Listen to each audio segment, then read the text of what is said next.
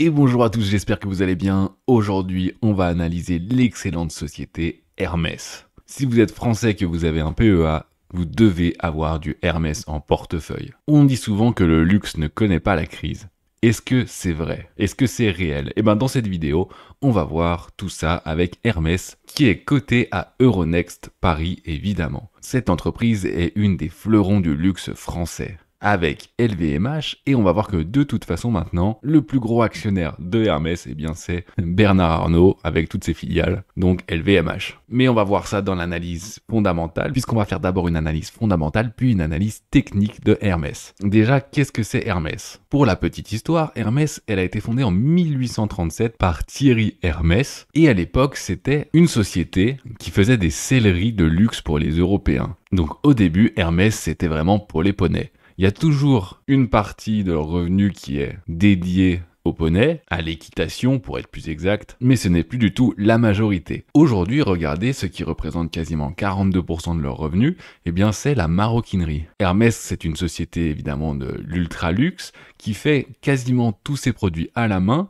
et si vous voulez commander un sac par exemple, eh bien il va y avoir peut-être des mois, voire même des années d'attente, et c'est vraiment ce que veut le luxe, c'est que par contre, il y a vraiment une personnalisation, et c'est fait main. Alors ça c'est très bien pour le modèle de rentabilité également, puisque déjà ils ont des grosses marges, mais en plus ils peuvent prévoir les commandes bien à l'avance. Ensuite, quasiment 29% de leurs revenus, eh bien ça va être tous les habits et les accessoires, que ce soit les bracelets, les bijoux, etc.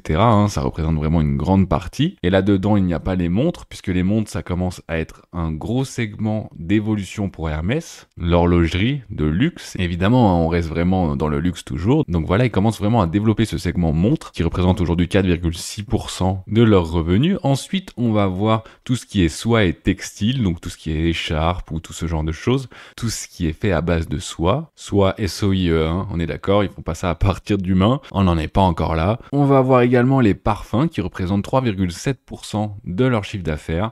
Et à la fin, il va nous rester une autre catégorie, puisque Hermès fait quand même pas mal de choses, donc Other Hermès Trade. Là, c'est tout ce qui va être art de la table, les décorations pour la maison, tout ça. Toutes les autres choses que vendent Hermès, puisqu'il y a quand même une belle diversification à l'intérieur de cette société aujourd'hui. Mais ce que vous savez peut-être pas, ça va être la ventilation par pays. Et ça, c'est ultra intéressant. Aujourd'hui, il y a 46,7% de leurs revenus qui sont faits en Asie-Pacifique, dont quasiment 25% en Chine seulement. Et c'est pour ça qu'on va voir qu'il y a un ralentissement, puisque bon, vous n'êtes pas sans savoir que la Chine, ça ne va pas au top depuis un petit moment, il y a une grosse crise immobilière. Depuis le Covid, ils s'en sortent assez mal et la croissance ralentit. Et forcément, le luxe est impacté par ce ralentissement. Il y a quasiment aussi 10% au Japon, donc ça fait un peu moins de 60% entre Asie et Japon. Mais c'est énorme, vous voyez la représentation. C'est vraiment les Asiatiques qui sont fans de luxe. Toutes les classes moyennes montantes, il faut savoir que c'est pas vraiment comme en France, il y a vraiment plus de castes et on montre son appartenance avec ses possessions. En tout cas, c'est mon point de vue, c'est ce que je pense avec mes recherches, mais je ne suis pas allé en Chine, donc il faudrait confirmer évidemment. Je préfère préciser. Ensuite, on va voir les Amériques, qui représentent moins de 20% du chiffre d'affaires, donc c'est très peu. Il y a encore vraiment quelque chose à faire en Amérique, que ce soit évidemment aux USA, mais aussi dans les autres Amériques. Au niveau de l'Europe hors France, c'est que 13,6%, pourtant il y a beaucoup de pays, et la France, ça représente un peu moins de 10%. Et ensuite, le reste du monde, 2,2%, vous voyez que là, forcément, c'est très représenté Asie, Europe, et quand même un peu Amérique du Nord. Quand on veut analyser la macroéconomie, on regarde vraiment la macroéconomie mondiale et notamment comment se porte l'Asie, c'est très important. Maintenant qu'on a vu ça, eh bien on va analyser fondamentalement l'entreprise, on va aller se pencher dans les chiffres, sa structure du capital, sa santé financière, sa croissance, sa rentabilité et est-ce que c'est une bonne entreprise pour les actionnaires? Cette réponse, vous pouvez la voir si vous en avez en portefeuille. Pour commencer notre structure du capital, déjà Hermès, il faut savoir quelque chose quand même, parce que c'est quand même inversé par rapport à d'habitude, il n'y a que 24% des actions qui sont en circulation. Alors c'est pas comme les cryptos, ça veut pas dire qu'il y a 75% des actions qui vont être mises en circulation plus tard. Non, ça veut dire que 75% des actions, elles ne sont pas échangeables directement sur le marché secondaire. Et c'est quand même énorme, déjà il y a quasiment 20% du capital c'est ce que je disais tout à l'heure, qui est à LVMH, à Bernard Arnault avec toutes ses filiales. Ce qui en fait l'actionnaire qui a le plus de parts du capital. On voit qu'il y a quand même 782 institutions qui détiennent du Hermès en portefeuille, ce qui est vraiment beaucoup pour une entreprise française. Donc c'est une entreprise qui est très bien vue au niveau mondial. Au niveau de la valeur de l'entreprise, eh bien on est à 193 milliards d'euros aujourd'hui. Faut savoir qu'elle a perdu un petit peu en capitalisation, ce qui peut être une bonne chose, mais c'est notamment dû au ralentissement de la Chine, on y reviendra. Et regardez, juste ici, là, en jaune, eh bien, c'est sa part de dette par rapport à la capitalisation boursière. Et ça, c'est ses liquidités et équivalents. Alors, évidemment, c'est ridicule, c'est risible, ils ne sont quasiment pas endettés. On voit ça d'ailleurs sur la santé financière de l'entreprise. C'est vraiment des graphiques qu'on aime voir. La part de dette par rapport à la part de free cash flow et de liquidité, eh bien, elle est ridicule. Il faut savoir que Hermès, elle a aussi une stratégie marketing qui est un petit peu particulière parce que c'est la seule des entreprises de luxe qui ne fait quasiment pas de publicité. Et ça montre vraiment la force et le pricing power qu'elle va avoir. C'est que ça, c'est vraiment le vrai luxe. Ils ont même pas besoin de faire de la publicité pour que les clients viennent et s'arrachent les produits. Si vous créez une marque aujourd'hui et que vous ne faites pas de publicité, eh bien c'est très simple, vous n'existerez pas. Je dis ça pour vous, mais c'est vrai pour quasiment toutes les entreprises. La publicité représente une part majoritaire dans énormément d'entreprises de dépenses. Et ben pour Hermès, ce n'est pas le cas. Et c'est pour ça que ça lui permet d'avoir un free cash flow et des liquidités qui sont monstrueuses. J'aime bien ce terme, tiens, monstrueux. Je le dis assez souvent puisque en ce moment j'analyse que des très bonnes sociétés. Du Microsoft, du Google, du Hermès, du Atos. Allez non, encore une petite blague. Elle est marrante, je la couperai au montage. Bon, sinon sa croissance et rentabilité, qu'est-ce qu'il en est?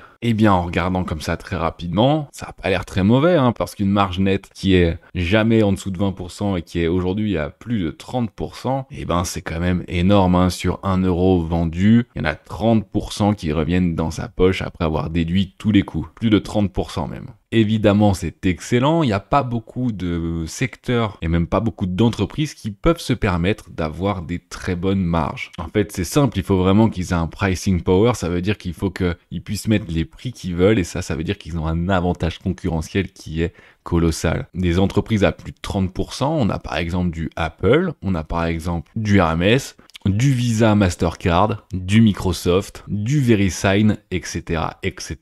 De toute façon, je vais toutes les analyser parce que des entreprises qui sont capables de faire des marges énormes, et ben forcément, moi, ça m'intéresse parce qu'ils sont capables de dégager vraiment du revenu. C'est des entreprises solides et qui ne sont pas du tout endettées. Au niveau du cash flow maintenant, qu'est-ce qui est intéressant? Bon, déjà, on voit qu'il dégage énormément de free cash flow, mais on l'avait déjà vu dans la première slide de l'analyse fondamentale. Mais ce qui est encore plus fou, c'est que maintenant, ça devient également une entreprise de rendement. Et comment on peut voir ça très rapidement? Eh bien, si on regarde le graphique, on voit qu'il y a du cash lié aux activités de financement qui est de plus en plus négatif. Eh bien, ça, en fait, tout simplement, c'est dû au fait qu'ils versent des dividendes. Et la part de dividendes, on y reviendra juste après parce que c'est pas constant, mais là, aujourd'hui, ça représente 2,64 milliards d'euros de dividendes. C'est énorme. C'est une entreprise de croissance qui aujourd'hui verse des dividendes, et bien ça, vous ne le verrez pas souvent. Et ce n'est même pas que leur croissance ralentit, c'est qu'ils ont vraiment trop de cash et du coup, ils récompensent les actionnaires. Parce que moi, j'ai coutume de dire que quand une entreprise commence à vraiment à verser des dividendes, c'est que son secteur d'activité ralentit. Mais là, ce n'est pas du tout le cas. Regardez la croissance du cash lié aux activités d'exploitation. Elle est en constante évolution, sauf en 2020 évidemment. Mais ensuite, regardez le rebond qu'il y a eu, plus 107%. Et là, on est encore en évolution. Ils ont également des dépenses liées aux activités d'investissement, forcément. Plus l'entreprise s'agrandit, et bien plus ils doivent investir dans des immobilisations, dans des bâtiments, puisque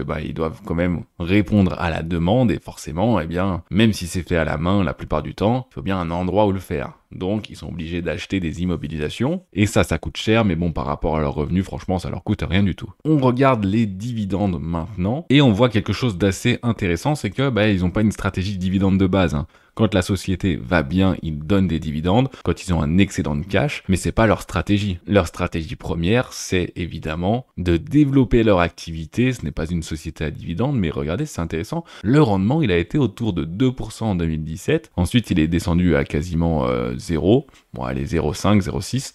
Et là, il est retourné aujourd'hui à 1,30%. Mais ce qui est intéressant aussi, c'est que c'est le montant qui va nous intéresser, puisqu'on va voir que la capitalisation boursière, eh bien, elle a vraiment augmenté. Donc, si vous investissez pour le très long terme sur Hermès, ce qui pour moi est une bonne idée, hein, mais attention, je ne suis pas conseiller financier, c'est seulement mon propre avis, eh bien, le rendement du dividende, si vous mettez ça dans un PEA, il peut être vraiment très intéressant à horizon 5-10 ans. Si évidemment ils continuent leur stratégie actuelle, rien n'est dit là-dessus. Hein. Bon, quand on voit 25 $, on se dit que c'est élevé, mais c'est parce que vous allez voir le prix de l'action aussi. Là aussi, ils ont une stratégie d'épuration. Vous ne pouvez pas détenir du Hermès si vous n'avez pas déjà quelques euros de côté, sauf évidemment si vous avez un broker qui permet le fractionnement d'actions. Je ne sais pas si ça existe en PEA, et c'est une autre question. On va voir maintenant la rentabilité des actionnaires. Alors déjà, contrairement à d'habitude aux entreprises qui vont très bien, eh bien Hermès ne fait pas de rachat d'actions. Globalement, quand on voit les actions en circulation, bah, c'est toujours la même chose.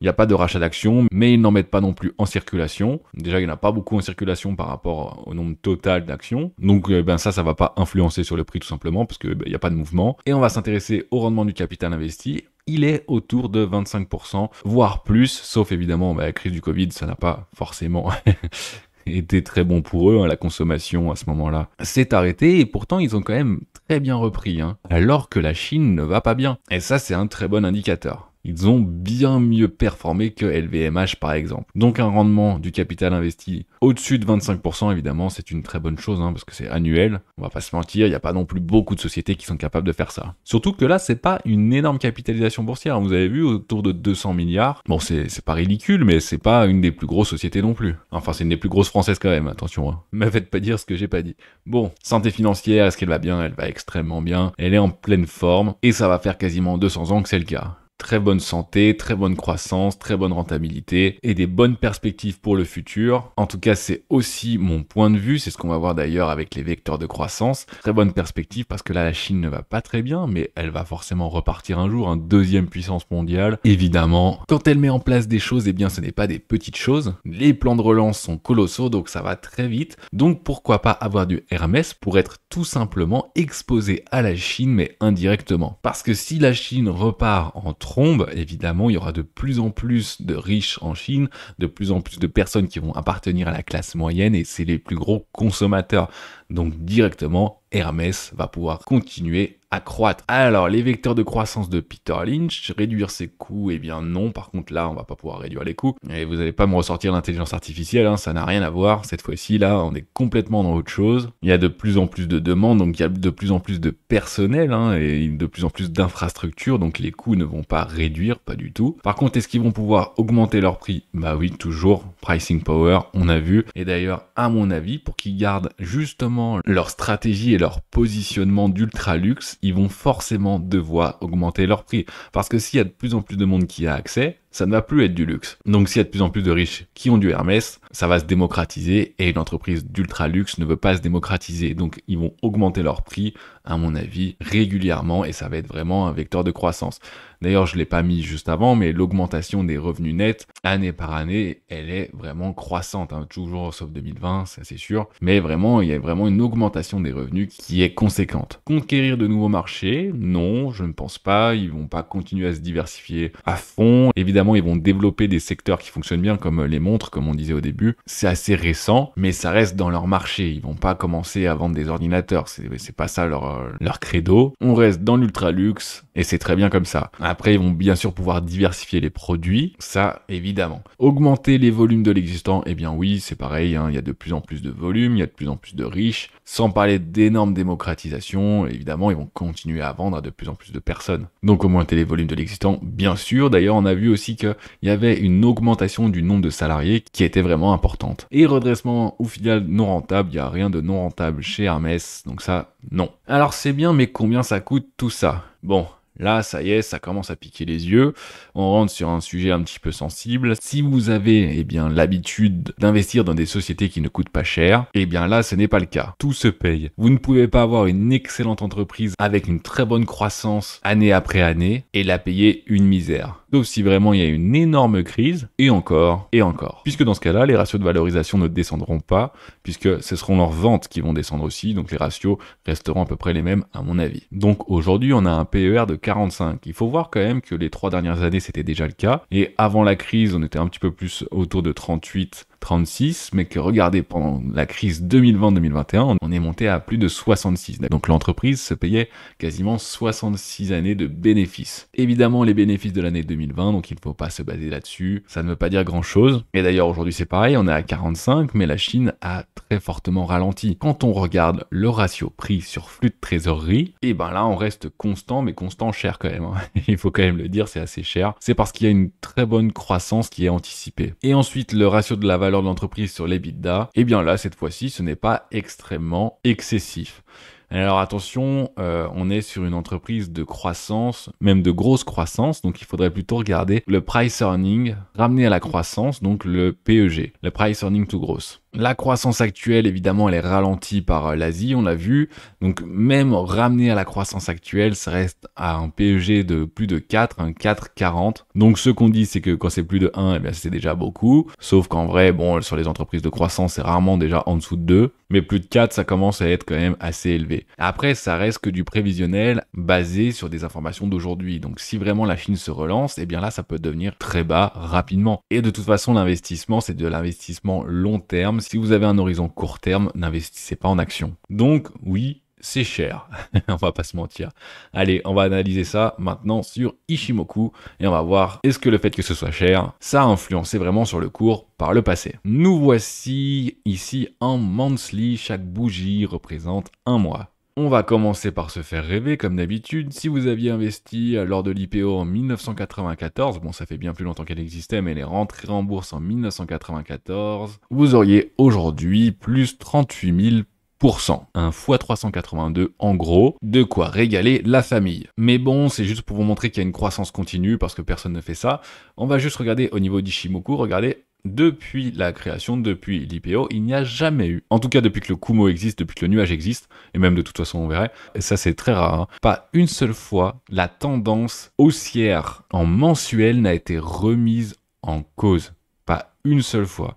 Regardez bien. Ici, eh bien, éclatement de la bulle des années 2000. On a eu évidemment quand même une baisse. Bon, je suis en logarithmique, c'est pour ça que ça fait que des petites variations, mais moins 40%. Ensuite, juste ici, eh bien, on est venu tester le plat de SSB, le bas du nuage, mais regardez, on va zoomer un petit peu plus. Jamais on a clôturé en dessous. On est venu vraiment prendre cette résistance mensuelle et on n'est pas descendu en dessous. Ensuite, on est reparti. Pareil, on est venu rebondir sur le plat de SSB. D'accord ? Et on est reparti à la hausse. Deuxième frayeur, en 2008, crise de subprime, regardez, même combat, on est venu rebondir seulement sur le bas du nuage. Et ici, également au même moment, la lagging span est venue rebondir sur la Kijun mensuelle. Donc vraiment magnifique, Ichimoku extrêmement bien respecté ici. Et ensuite, petite croissance, petite c'est ironique, qui n'a jamais été remise en cause une seule fois depuis. On a eu quelques moments de stagnation où on est venu regarder la lagging span retâter un petit peu les cours du passé. Et puis ensuite, on est reparti tranquillement après avoir rebondi juste ici sur la Tenkan à la hausse. Donc là, eh bien peut-être que ça va nous faire un petit peu la même chose. On a eu une belle baisse quand même en 2022, moins 40%. Et vous voyez que ce moins 40%, c'est également la même chose que pendant la crise des années 2000, que la bulle Internet.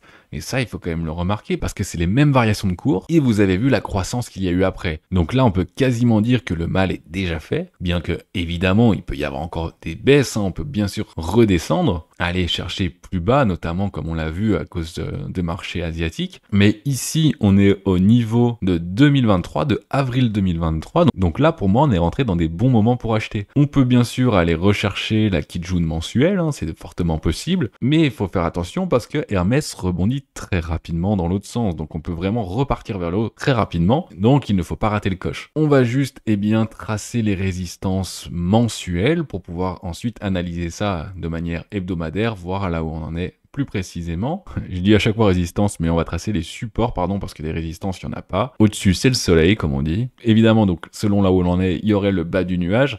C'est un petit peu compliqué à dire, on va pas aller tout droit ici, Donc ce que je vais faire, c'est que je vais le mettre plutôt par ici, juste là, même si à mon avis on sera plutôt dans le ciel par ici. Ensuite, à plus court terme, tout simplement, ce serait la Kijun, donc on peut venir rebondir dessus. Alors pour l'instant elle est là, mais si c'est le mois prochain, elle montera un petit peu. Donc je vais mettre par ici, voilà. Et sinon, on a des petits plats, allez juste ici, un petit plat de Kijun également, qui est déjà bien plus bas. Il n'y en a pas beaucoup d'autres, ou alors ce serait bien plus en dessous, et si c'est bien plus en dessous, tout serait remis en cause, donc évidemment je ne les mets pas, mais je n'y crois pas une seule seconde. Donc pour moi, on va tracer que ça. On va aller maintenant en hebdomadaire, voir un petit peu ce qui se passe. Et bien là, c'est moins jojo, c'est moins joli, puisque on vient de traverser le nuage, on vient de passer en dessous, mais la lagging span pour l'instant en tout cas n'est pas passée en dessous. Donc pour l'instant il n'y a pas de grosse inquiétude à avoir à mon avis, surtout que là on a une belle bougie qui a englobé toutes les autres. C'est fortement possible qu'il y ait un rebond dans peu de temps. On a quand même une belle résistance ici, hein, et non pas un support maintenant, enfin ça dépend si on le retraverse. On a vraiment un gros plat de SSB, donc c'est un niveau qui risque d'être travaillé assez longtemps. Comme on est passé en dessous, c'est évidemment possible que ça retravaille un petit peu, sachant que regardez ici la lagging span, ça correspondrait également au plat de Kijun hebdomadaire juste là. Donc c'est possible que ça rebondisse en tout cas, qu'on vienne retâter ce niveau et qu'on vienne redescendre. Si les nouvelles ne sont pas très bonnes, si l'économie ne va pas très bien, par contre évidemment si ça se passe un petit peu mieux, eh bien on va pouvoir aller chercher ce niveau comme niveau support pour le futur.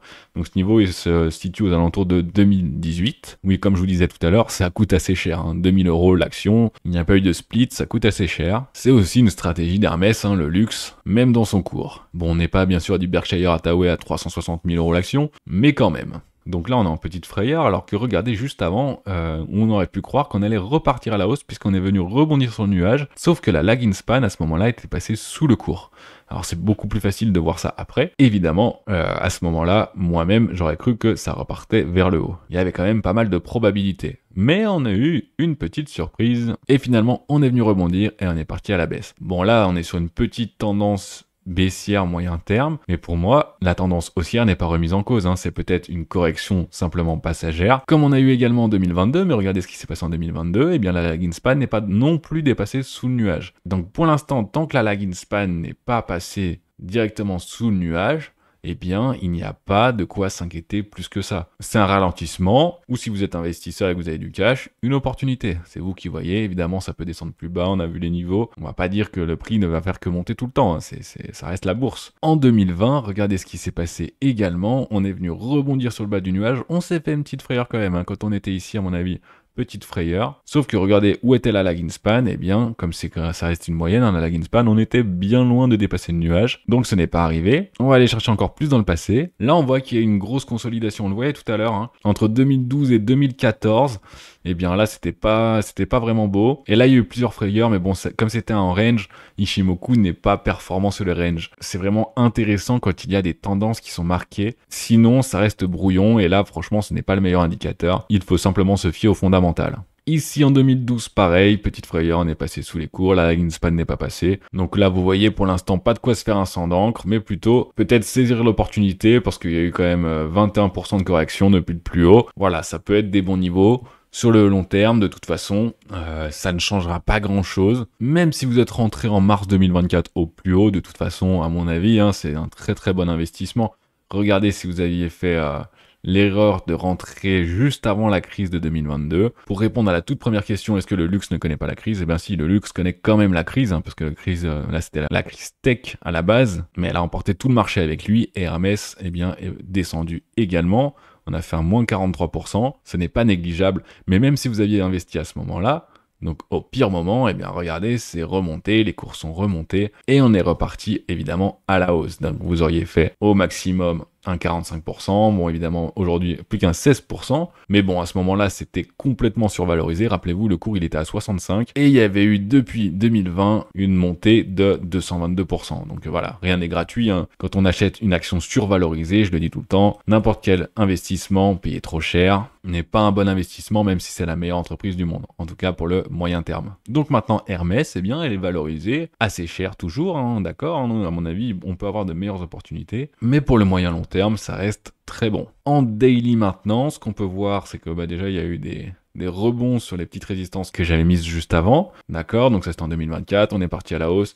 On est venu tester ici, alors là, Ichimoku est très bien, on voit très bien que ça a venu tester plusieurs fois le nuage, le Kumo, puis on est redescendu à la baisse. Tendance baissière, on a essayé de remonter juste ici, et on s'est fait complètement rabattre par le nuage qui nous a renvoyé à la baisse. Donc là pour l'instant, par contre en daily, on est complètement en tendance baissière, la lagging span est dessous, tout est dessous. Bon, c'est possible que ça remonte un petit peu quand même, hein, parce que là, regardez, rouge, rouge, rouge, il y a beaucoup de rouge, mais les prochains niveaux, il n'y a pas grand chose entre. Évidemment, vous allez regarder cette vidéo la semaine prochaine, donc il y aura 5 autres bougies, et vous pourrez voir où est-ce qu'on se trouve. À mon avis, évidemment, on sera toujours dans ce canal. Par contre, là, impossible de dire si on va monter ou on va descendre. Ou alors si on va rien faire du tout. Je ne suis pas non plus devin et de toute façon, Ishimoku est vraiment performant en hebdomadaire et en monthly. Voilà pour mon analyse d'Hermès. Dites-moi ce que vous en avez pensé, si ça vous a plu, si vous êtes d'accord, pas d'accord. Si vous avez d'autres infos à nous donner qui peuvent bien faire avancer l'analyse, n'hésitez pas à les mettre en commentaire. Ou si vous avez d'autres sociétés qui sont intéressantes aussi, plutôt des sociétés connues pour le moment, n'hésitez pas à les mettre en commentaire. Des sociétés que j'ai pas analysées évidemment. Et si jamais ça vous intéresse de parler investissement, de parler création de patrimoine, gestion de patrimoine. Sachez que je suis conseiller en gestion de patrimoine et que je développe mon équipe, que c'est complètement indépendant, que vous pouvez bien sûr commencer en double activité, c'est d'ailleurs ce que je fais moi. Vous n'avez pas besoin d'avoir déjà un bagage, sauf évidemment avoir quand même une appétence pour les investissements, la compréhension de tout ça. Mais après, on a des formations et il y a des possibilités de revenus qui sont quand même très intéressantes. Donc n'hésitez pas si vous intéresse à me contacter. Dans la description, il y a un petit questionnaire, remplissez-le si ça vous intéresse. Ou alors contactez-moi directement, on en parle. En tout cas, pour l'heure, merci d'avoir regardé, thumbs up si ça vous a plu, et à très vite pour une prochaine vidéo. Allez, à plus!